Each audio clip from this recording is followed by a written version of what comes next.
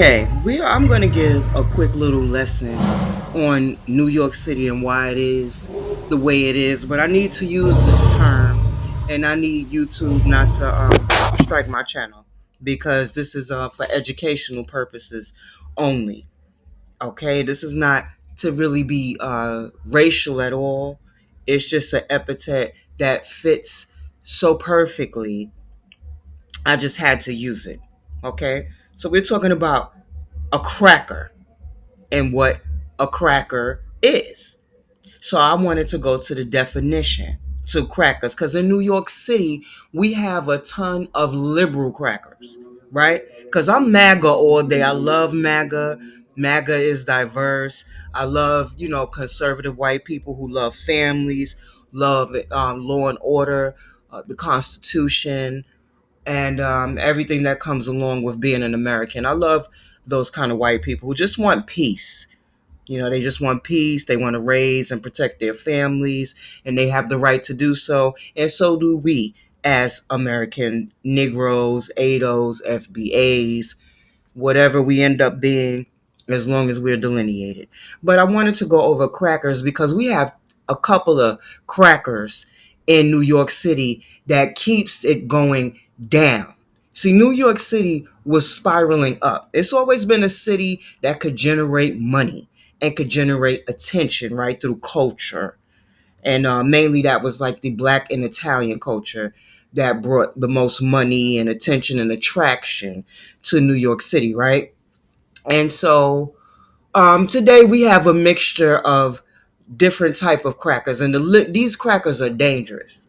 We have the white liberal crackers, and then we have the black crackers, and then we have the curbside crackers, right? And I'm going to take you through each of these crackers and how devastating they are for New York and how they help New York become what it is, right? Whether that be through, celebrity making certain statements and different things about their own ethnic groups and just trying to tank New York for others, right? So let's go over what a cracker is. A white cracker is a racial epithet directed towards white people, used especially with regard to poor rural whites in southern states. Well, I'm in New York City, right? So that's why I told you the liberal cracker. It's a different day today, but let's finish reading the definition. The term cracker is a slang term used to refer to a white person and is often used as an insult. The term is believed to have originated in the U.S. during the 18th century when it was used to describe poor whites living in the South. Today, the cracker is the New York liberal cracker. And the liberal cracker is a very dangerous cracker. It is a very dangerous cracker because they will smile in your face and stab you right down your back, down to your coccyx tailbone down there. They'll just stick the knife in and just keep going until they rip you open. That's what the liberal cracker will do today. That's Antifa that will come out and march with black people and burn the hell out of every goddamn thing and do all other type of things amongst this Black Lives Matter and this person and that person lives matter and this and then third, and under the umbrella of all of these things they will be setting fires and encouraging looting, destruction of business because they're really Marxists, just like Jihadi Mandati.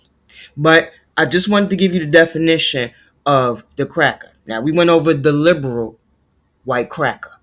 I gave you a little bit of him. We're going to talk about him a little bit more, but I just wanted to go over that definition.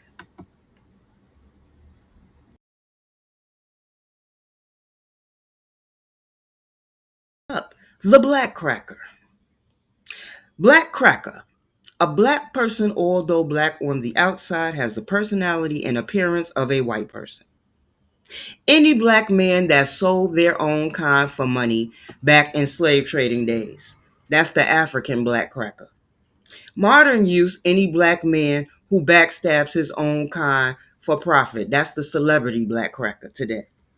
The word cracker is in reference to the one who cracked the whip. Though the large majority were white slave owners, a few blacks got to use the whip too. Homegrown domestic black crackers. Calling a black man a cracker is way worse than calling them the N word because the N words back each other up. That's respectful. But a black cracker will sell them all out. A black snitch. You goddamn black crackers done us all in. Amen. So you might say to yourself, has this woman gone crazy? Why is she sitting up here talking about crackers? Well, this is the problem in New York City. We got the liberal cracker, the black cracker, and the curbside crackers. I haven't gone over the curbside crackers. Let's get to them right. Curbside crackers. Now, see, the curbside crackers are, they can be a little tricky because they mix up and they switch it up on you. As you see, you have a former slave trading black cracker here. And then if you move over to the middle, you have a melanated woman here who appears to be a black woman, but you never know because it's very tricky in New York. So we'll assume that she too is a black cracker. So we have two black crackers here, right? Then you move over to the rest of them. You see this guy. I don't know what, ethnicity this guy is, and that's the problem. See, they mix up on you. So we have some Latin crackers. We have a ginseng cracker over here. And, like I said, the black crackers, Sausalito crackers, ginseng crackers, and maybe, some curry crackers over here. And these people formulate in New York City. They all get together and they cause deep destruction for the American, for the taxpayers, for people who aspire to be in middle class. All these crackers unite forces. You got the liberal crackers, then you have the black crackers, and then you have the curbside crackers. And they all get together to crack us up with their stupid legislation and policies that they inflict upon us. Right now, the curbside crackers, they are the ones who more than likely forced the mayor, Eric Adams, to build this luxurious hotel, swanky hotel for illegal immigrants who have not done one goddamn thing in New York City to deserve all of this money, all of the benefits, all of the housing that they have received over the decades. They've done nothing.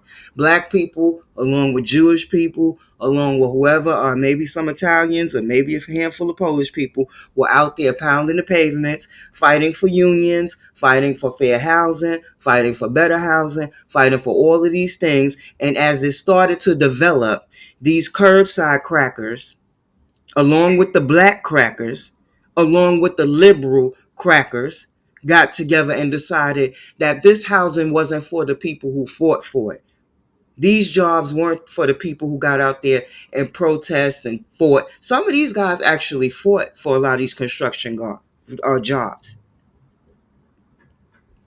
Okay, and I'm not talking about no coalition. They had some coalition with the Caribbeans and Puerto Ricans and a handful of Negroes. I'm talking about before, when it was black and white people. Okay, when it was black people fighting to get on, when black people got on and had to fight with the white people to keep the other people from getting on the job who weren't in the unions. Okay, to keep them from busting up the unions and stuff like that. That's what I'm talking about. Those people who fought back then. I'm not talking about what came later and what they call themselves doing. I could care less.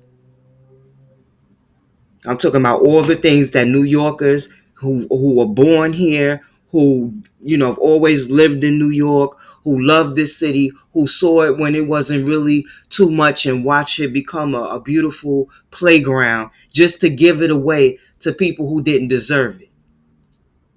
And so a lot of people say blame it on the voters and stuff like that, but it's these crackers This assortment of black crackers, the assortment of liberal crackers, and the assortment of curbside crackers coming together that made this stuff happen. These are all their progressive liberal policies. Now we have this crazy man. I like to call him Jihadi Mamdani. He got about 40% of the vote in the Bronx, in the borough that I reside in. And I know who voted for that. And it's a damn shame because all these people who have been invited into our home, into our city, are now deciding that they know better and that they're going to make this city a shithole place to live in.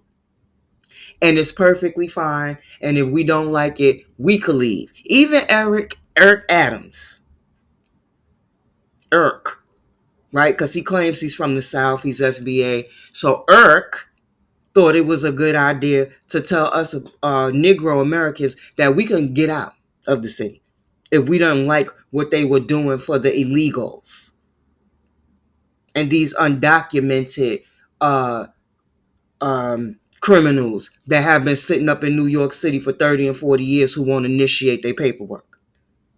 Tell us, Americans, that we should just leave if we don't like what's going on here.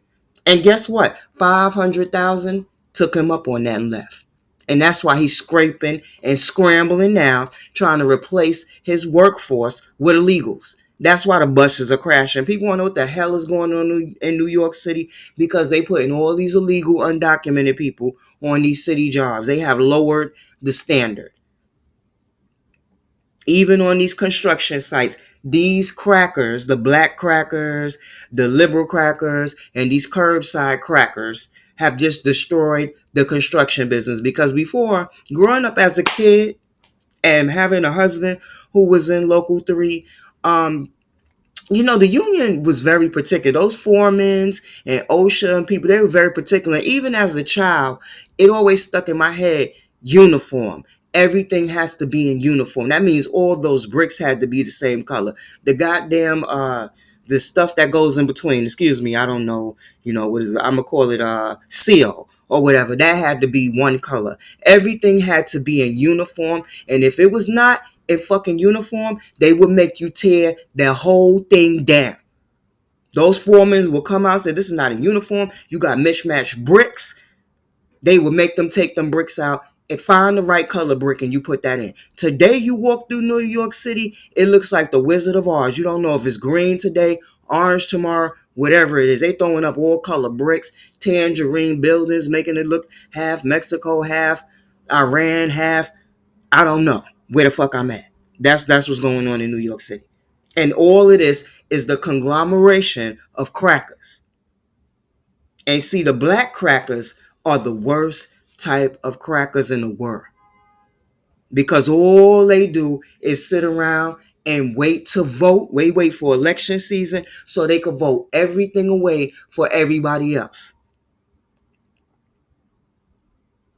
You got the old black crackers, you got the middle-aged black crackers, and you got the young black crackers. That's why black people are doing bad here. Because the only thing these black crackers care about is sexual access to Latinos, drug access to Latinos, guns,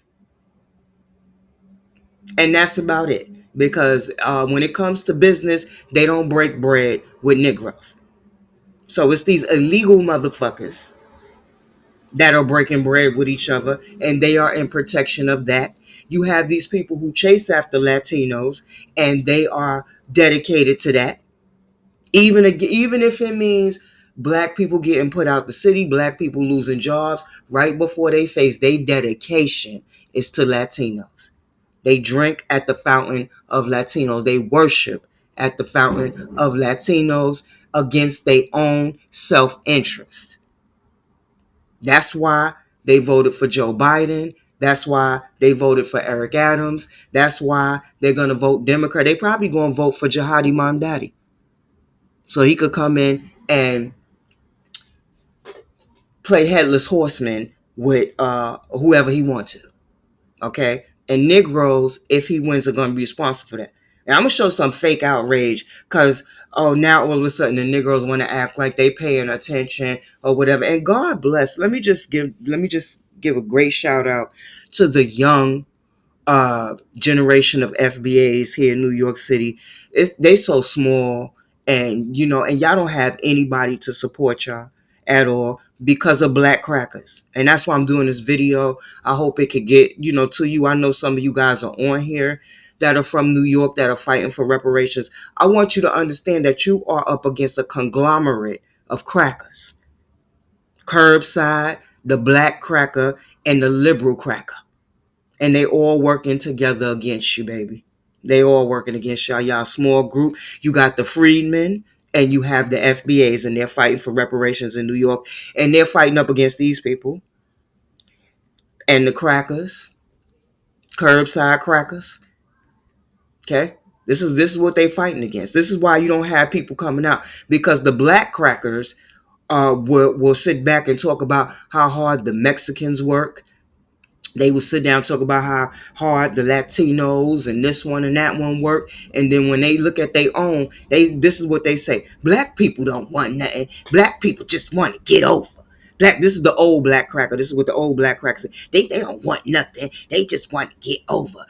Those people work hard. If they want to work, why they can't come here and work? And you can sit down and tell these old black crackers how is disenfranchising the middle-aged sector, the people who still need to work, that's in their 40s, the millennials who are in their early 30s who still need to work. When you sit down with these old-ass black crackers, they don't understand shit. They aren't empathetic towards anything because they had it easy. Right after they graduated from high school, them baby boomers, these Negroes in New York City, they were placed. They were literally like, oh, come over here. Where do you want to work? They had options.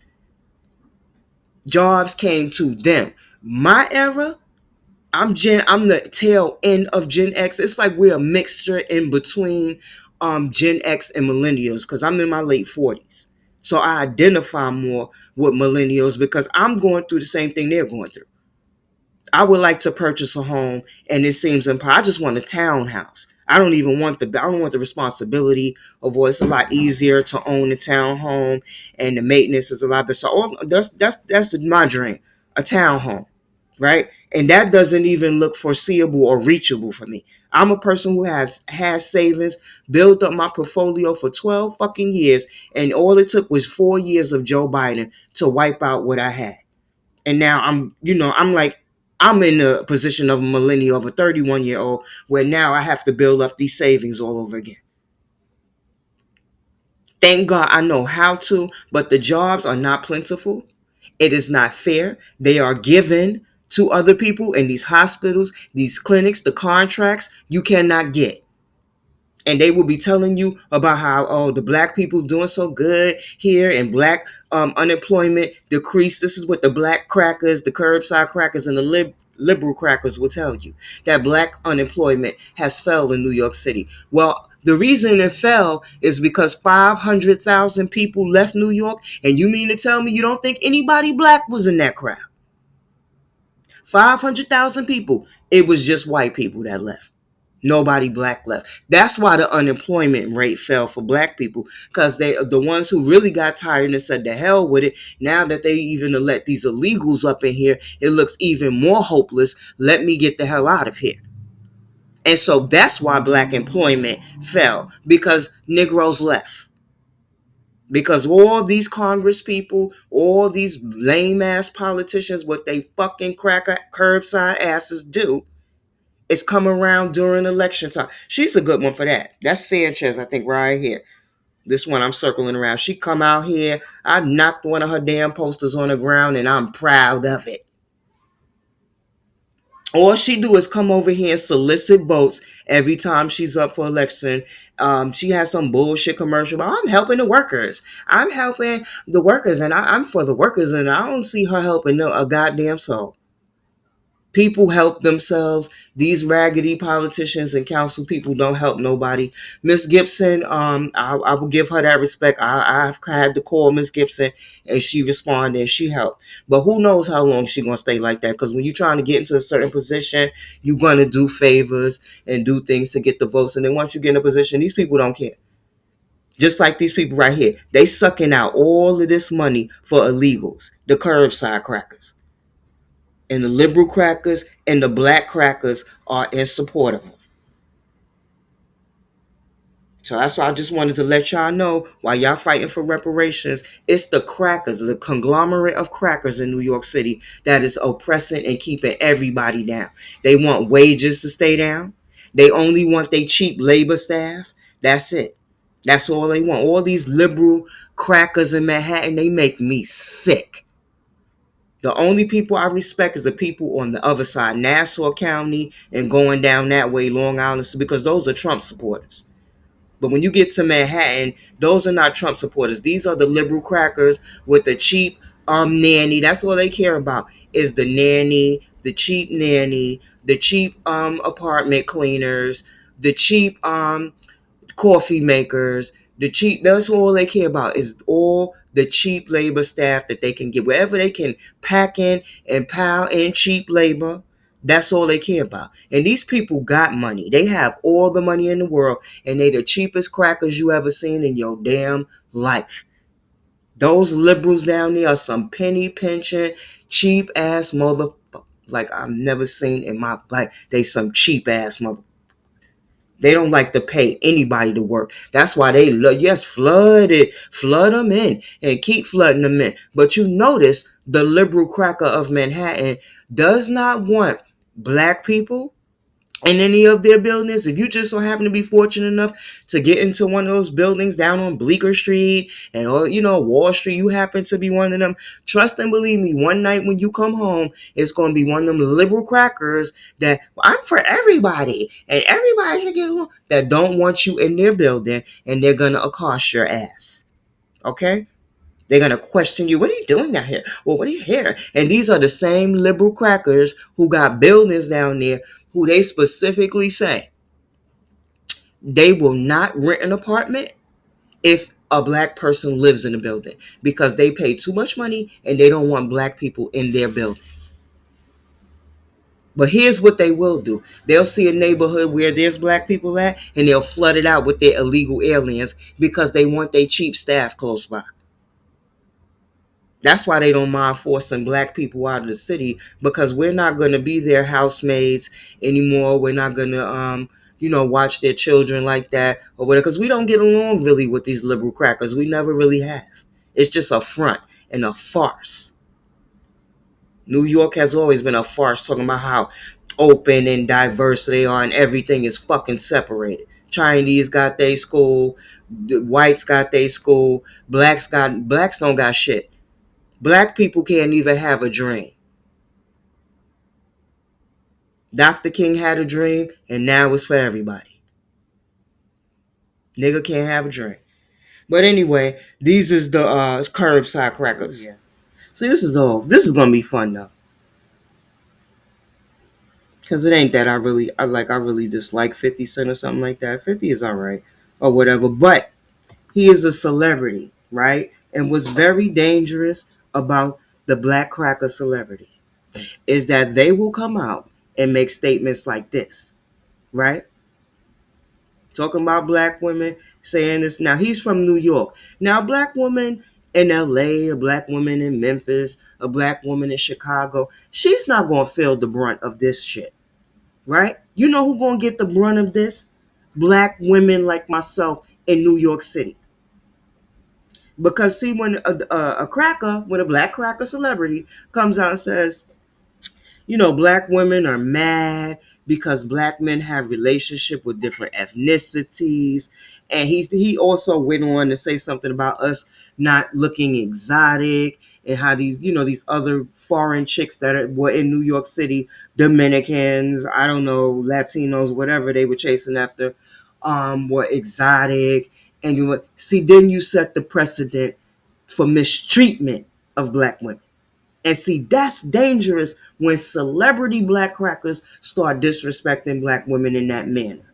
Now, I don't remember him ever apologizing about the situation or whatever. Usually 50 just waves stuff off when people say stuff anyway. But he helped set the precedent about black women not being attractive. You know, he helped feed that narrative that black women are masculine. Because by you saying they're not attractive and they're not exotical and that they're angry black women and that they're jealous, it helps to paint that picture that that's all black women. And what happens is you get you as a black woman on your way to work, dealing with these different type of ethnic groups, you have to deal with disrespect from these pieces of shit. And you find yourself in a position where you always having to check one of these stupid bastards in New York City, because the type of Latinos we get in New York City are very menacing. And they love their, we already know they come from that machismo culture, right? Where they femiciding the women in their homelands like every 5 minutes. And you could do your research on that. Women in Latin America are getting killed rapidly every day. So it is some truth when they say that. Doesn't mean that they all got the right to run over here in our country illegally, but it is some truth that they are being femicided and they're being taken out by their own men. And see, so now we have a lot of femicidal groups in New York City. We have a lot of Muslims, and it's not to say all Muslims are like that, but you got those what they call them, Hadith, and those Sharia law Muslims. You have some of those up here in New York. Then you got these femicidal Spanish Latino men who off they women, and you got that. These the curbside crackers. You got them in New York, and see a black woman like myself, I'm not gonna take disrespect from these people. But they're very menacing. They're very intrusive. You know, they commit a lot of voyeurism and all time. You know, it's just sad. But then when black men, you know, go out and create a narrative that black women are masculine, black we don't want black women are unattractive. They set up this arena for these other ethnic groups to go at you, because basically what you're saying is like, we don't want black women, we don't care what happens to black women, and black women have no protection. Brother Malcolm X, rest in peace, said that a long time ago. Whether you agree with Brother Malcolm, what he did, all of that shit is stupid to me. They could keep doing that online all they want to. The man made valid points, and he never backed down when he was debating those liberal crackers. He always stood his ground. Unlike a lot of y'all who will bend and fold, who will sit there up here on your self-righteous ass talking about Malcolm X. Damn, I sound like the dude from School Day, Malcolm. But anyway, yeah. So 50 is one of these. He a black cracker. He a black cracker. Whatever.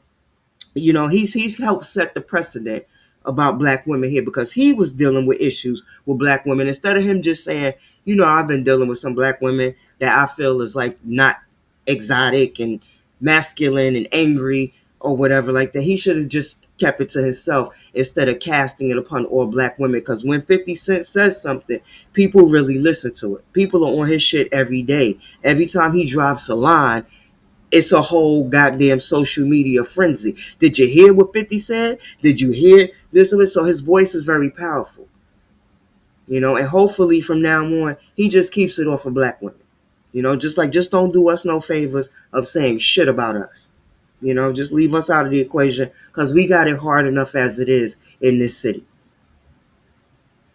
Okay, so I just wanted to show you, you know, just like a little bit of, you know, the celebrity black cracker. It's a whole bunch of them. You know, whatever. They won't hire their own kind either. I don't know about him per se, who he hires, but a lot of we have a lot of black cracker celebrities who will surround themselves in nothing but whiteness.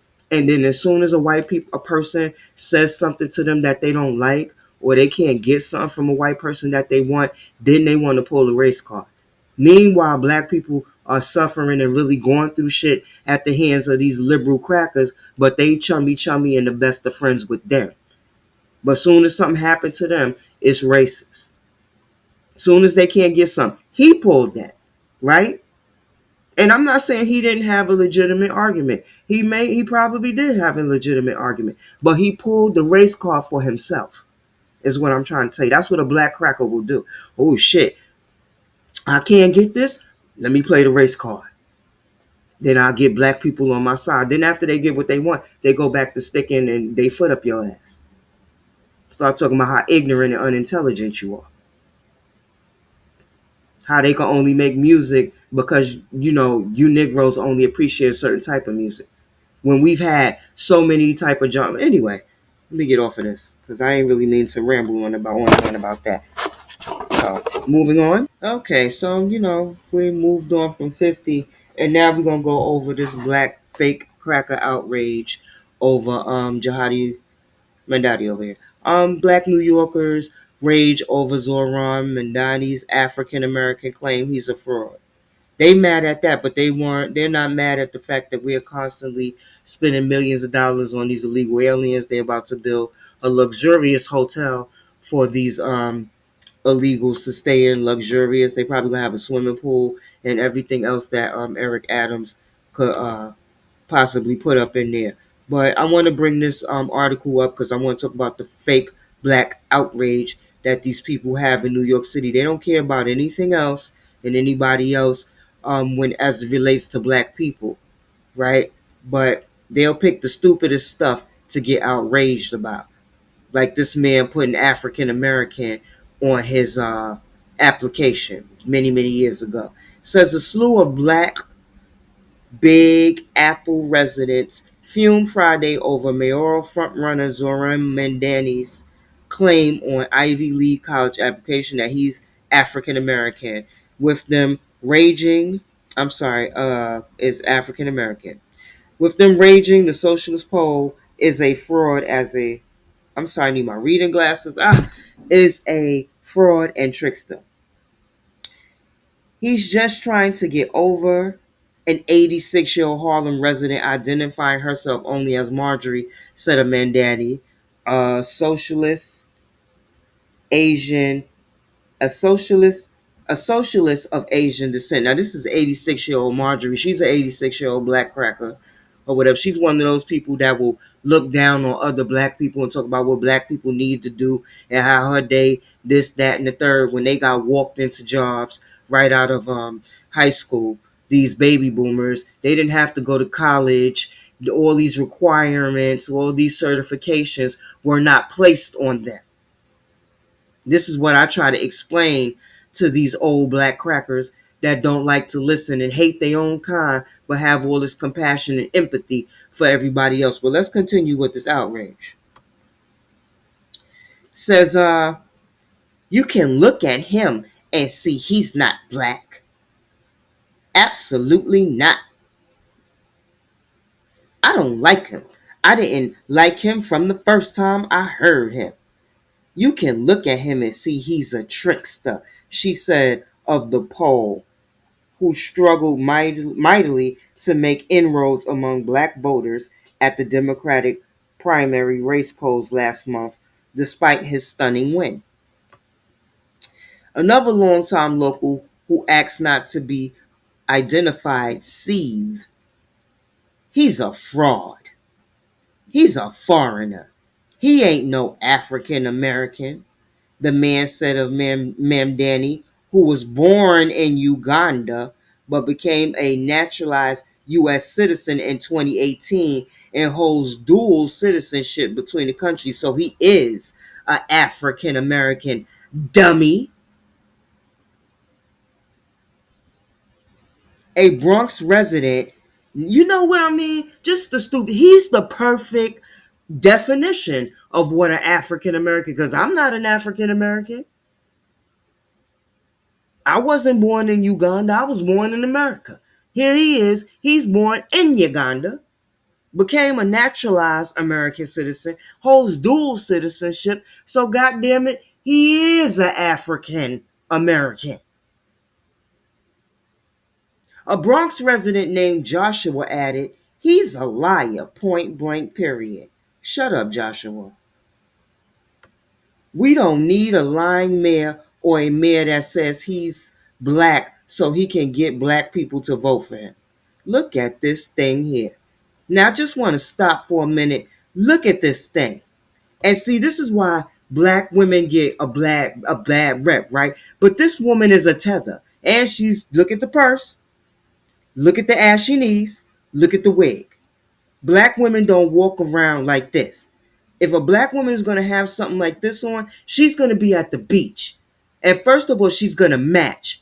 We don't do this.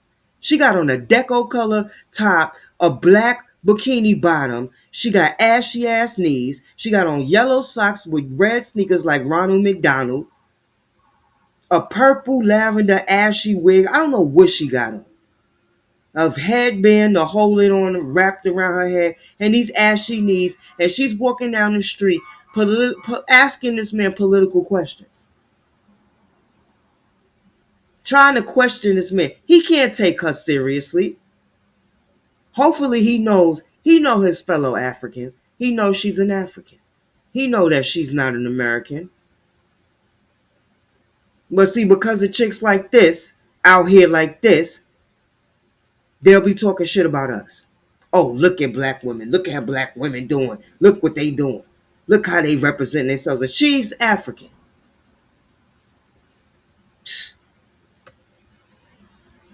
We black, he says. This is Joshua, I'm assuming. We black, he said. We ain't stupid. Well, the fact checkers are still out to find out who's stupid and who's not in New York. So until they come back with the information, we don't know yet. Mamdani, a Democratic socialist, had checked off the black or African American and Asian boxes in his 2000 Columbia University application. Yada yada, New York Times reported last week. Who the hell cares? He's African American. Primary candidate for what an African American is, him.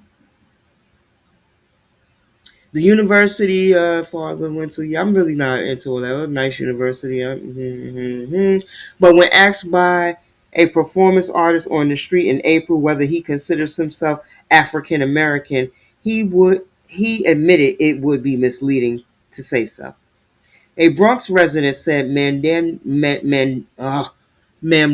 claim in 2009 was shameful. Can't be any more shameful than the black crackers in New York City that voted for Joe Biden, knowing that most of these Negroes is just getting out yesterday from Joe Biden's crime bill.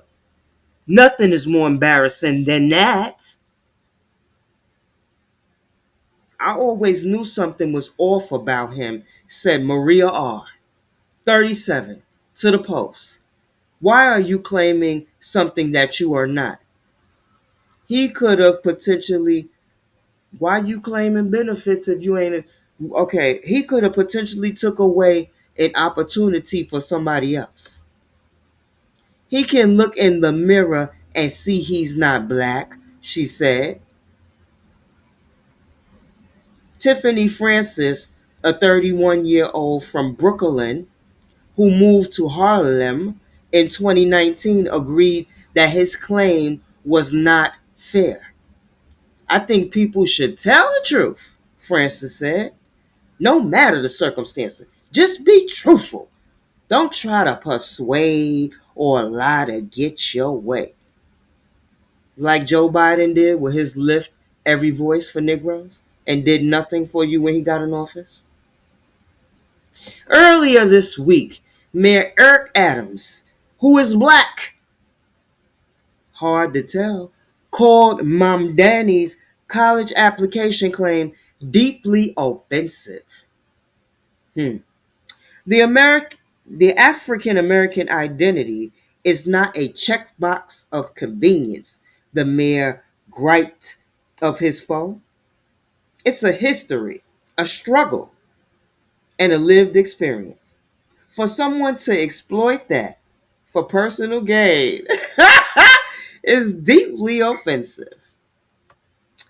But some black New Yorkers said they have no issue with Ma'am Donnie's claim and even appreciate it. Here comes the black cracker Tether. I think it's nice that he's from Uganda, said Timzam Bazunu, 22 years old, a summer intern and Nigerian native. I feel like he will be a great mayor if he wins. It is nice to see someone close to your country. I don't think he is a liar, Banzunu said. Oh, oh, oh, ah! Michelle Hart, a native of Trinidad and Tobago, hold on. A native of Trinidad and Tobago said she understood Mamdami's choice on the application. There's always there's always that question when you are filling out paperwork, Hart said. So I can see him identifying as the African American because he saw African, whereas other connotes to something other than African. So he saw African and African American. And I think it's okay. Yeah, yeah.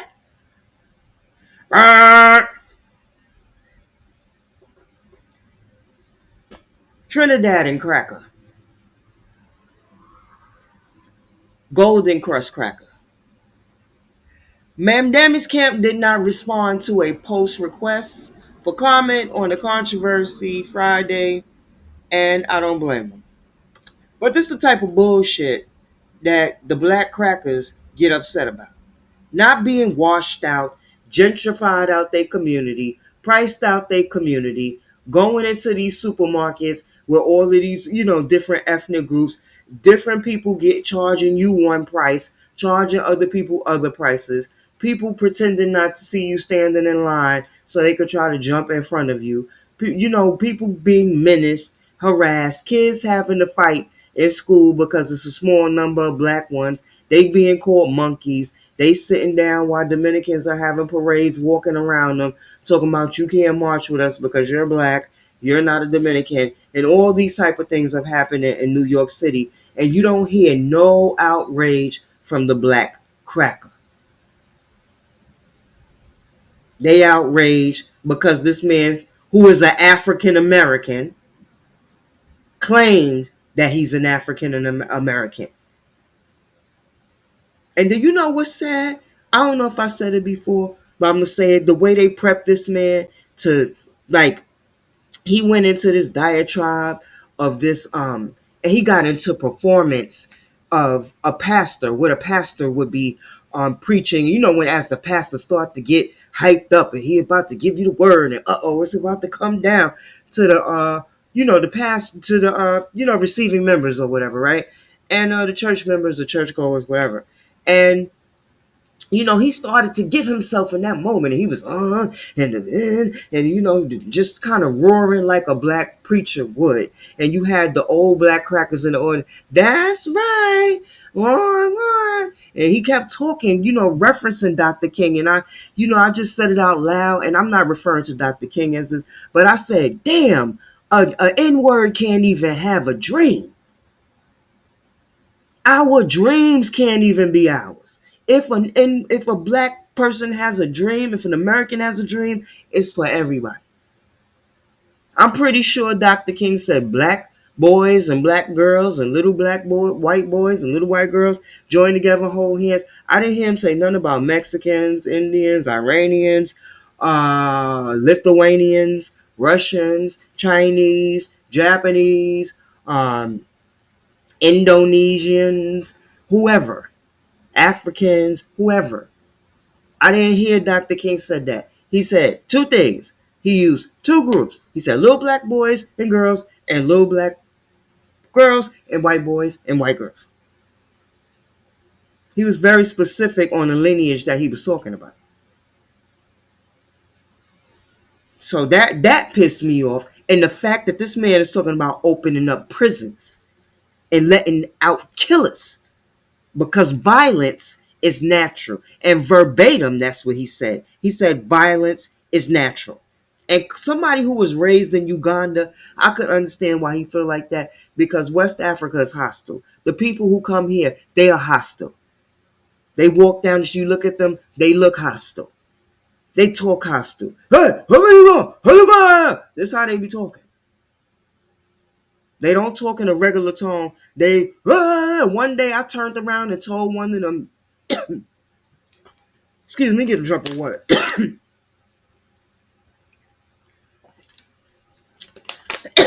He was behind me screaming and hollering.